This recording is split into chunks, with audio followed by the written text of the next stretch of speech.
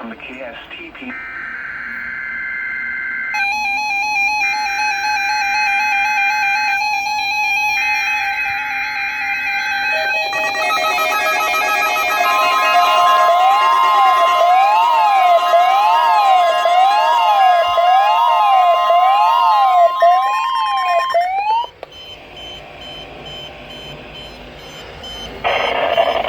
The National Weather Service in Chanhassen, Minnesota has just activated the warning alarm on 13 weather radio stations across central and southern Minnesota and west central Wisconsin.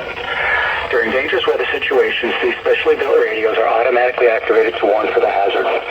Tests of these radios are normally conducted by the National Weather Service in Chanhassen every Wednesday at 1 p.m. If severe weather threatens the area near the normal test time, the test will be postponed until the next good weather day. The warning alarm will be activated for selected watches, warnings, and statements affecting central and southern Minnesota and west central Wisconsin.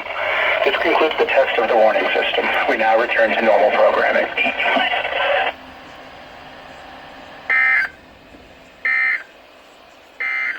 The current time is 1:01 p.m. Central Daylight Time.